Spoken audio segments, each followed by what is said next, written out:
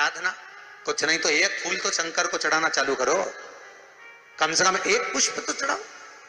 जिसको लगता है कि मेरे परिवार में कोई दूसरा व्यक्ति हस्तक्षेप कर रहा है या मेरा पति किसी पर नारी के साथ में रह रहा है या नारी किसी पर पुरुष के साथ में रह रही है, तो माखन थोड़ा सा प्रतिदिन मां जगत जननी के मंदिर में अवश्य समर्पित करें। 9 दिन तक समर्पित करोगे, कैसा भी दोष होगा, कैसे भी ग्रह होंगे, वो सब हट जाएंगे और जीव आपका होगा। ये वो नवरात्र है जिसमें प्रेम आनंद बढ़ता है, स्नेह बढ़ती, कोई साधारण नवरात्र नहीं है। भाई भाई में अगर द्वेष हो रहा है, विवाद चल रहा है, अदालत में बात चल रही है, कोई समझौता नहीं हो रहा, एक दूसरे से बातचीत बंद है, धारण करो 9 दिन कुछ भी, आप बाबा को पुष्प समर्पित करो। फूल लगता क्या है, कोई यहाँ लिखा तो आनंद रामायण में ये थोड़ी नहीं लिखा कि एक एक सोने की अंगूठी समर्पित करो। उन्होंने तो लिखा पुष्प, केवल पुष्प, केवल पुष्प, इससे ज्यादा कुछ नहीं। कोई कामना है आपकी नहीं हो रही, लग जाओ 11 तारीख से, कल की अमावस्या हो जाना, लग जाओ, बाबा को रिझाओ, उसको मनाने का प्रयास। केवल 7 दाने चावल के जल के पात्र में चंदन में भिगोकर डाल देने पर और उससे कामना कर कर, आरोग्यता की कामना कर कर, मात्र घर के जो मटका होता है, परिंदा होता है, उसके पास में समर्पित कर देने पर भगवान शंकर का नाम स्मरण कर कर जीव की रोग से मुक्ति भी हो जाती है। रोग नहीं घेरता उसको, आरोग्यता का अनुभव, आरोग्यता का सुख प्राप्त होता है। और कितनी महत्वता कलश की महाराज, जिनके घर में ज्यादा रोग हो, बीमारी हो, ज्यादा तकलीफें आ रही हो, कष्ट बढ़ रहा हो, बीमारियां बढ़ रही हो, या भय लग रहा हो, डर लग रहा हो, हृदय चित्त में कहीं ना कहीं आपको भय का भान हो रहा हो, तो एक लोटा पानी एक कलश में जल भर कर रख लीजिए और रात भर उसको रखे रहने दो। नवरात्र चल रहा है, उस कलश को रात भर रखकर सुबह सुबह उस कलश में एक बेलपत्र डालकर उस जल को नीम के पेड़ के नीचे, जहां नवरात्रि में नीम के पेड़ के नीचे सारी विद्याएं, आद्य शक्तियां, सारी देवी उस नीम के पेड़ के नीचे विराजमान रहती हैं। उस कलश में एक बेलपत्र डालकर रात भर रखकर उस जल को पूरे घर में घुमाकर उस नीम के पेड़ के नीचे समर्पित कर दीजिए महाराज। घर में भय लगना बंद हो जाएगा, कोई बड़ी बीमारी आपको घेरेगी नहीं और उस बीमारी से, उस रोग से आप मुक्त रहेंगे। उस बीमारी से, उस रोग से आप मुक्त पाएंगे, वो बीमारी आपको घेर। कलश का 11 आम के जो पत्ते जिस डाली में लगे होते हैं, कच्चे सूत से लपेट कर 11 बार उसका भाग, जब उसको लपेट लोगे इस तरह से इकट्ठा करके, आगे का जो भाग है 11 बार कच्चा सूत लपेटने के बाद जो भाग पीछे का आगे का कोई भी हो, उसको शहद में डुबाकर शिव जी को समर्पित कर दो। किस जगह पर रखना है?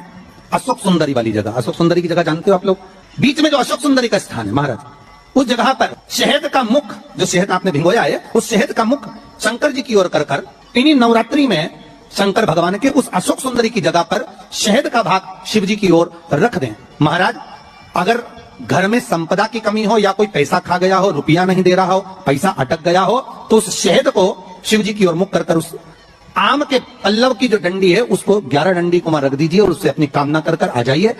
बाबा चाहेगा भोलेनाथ तो नवरात्रि में ही पैसा वापिस आएगी। चैत्री नवरात्रि में जो दूज होती है इसको सिंधारा दूज कहते हैं।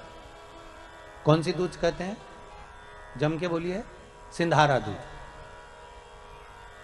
सिंधारा दूज का मतलब यह होता है कि कल है तीज, जिसको हमारे यहां गणगौर तीज कहते हैं। शंकर और पार्वती 16 दिन तक तैयार हुए थे और तैयार होने के बाद शिव और पार्वती शिव महापुराण के यजमान बनकर जा रहे थे। तो कल का दिन है वो।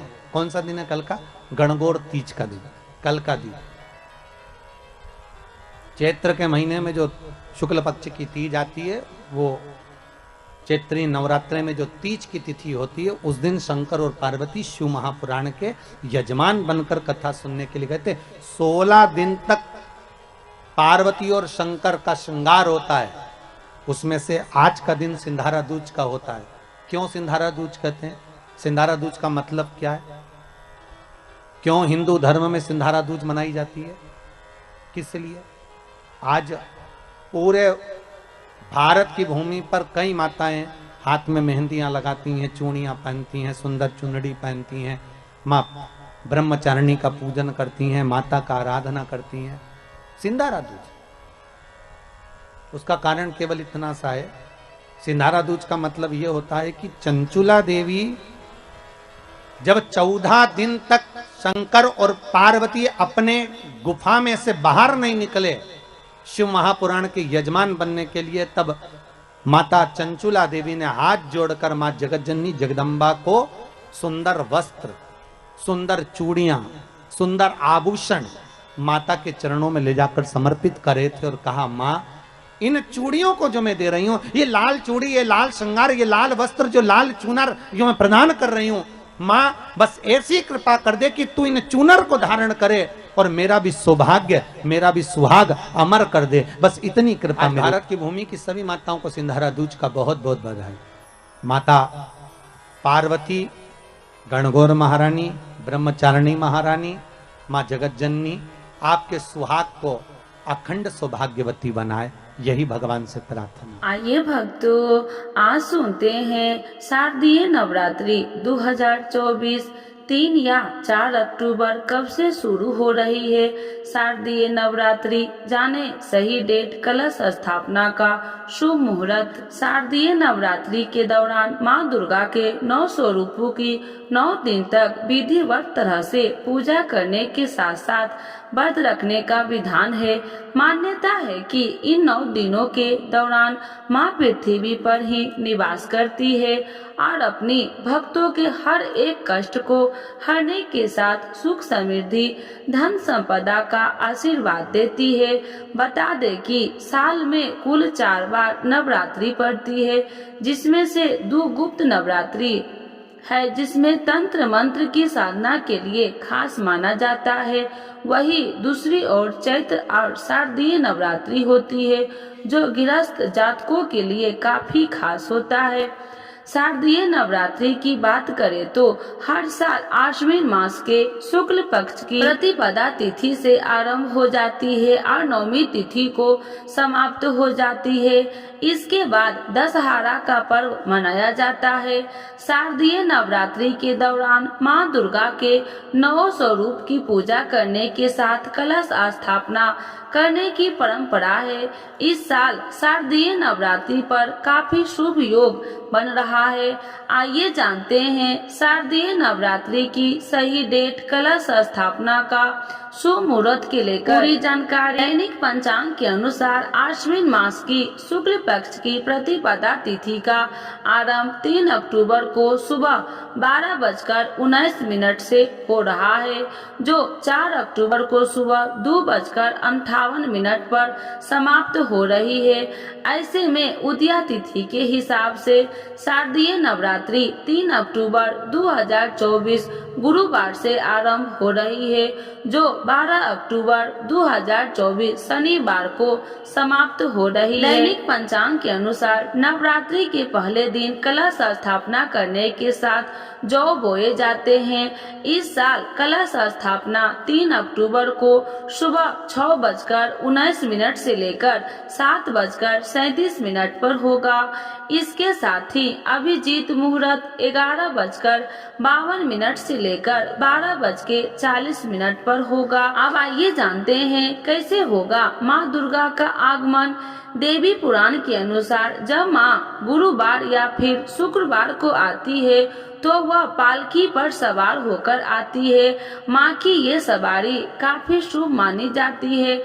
मान्यता है कि माँ का डोली से आना सुख समृद्धि लेकर आती है। ये नवरात्रि 2024 कैलेंडर तिथि नवरात्रि का पहला दिन माँ शैलपुत्री 3 अक्टूबर 2024 को है।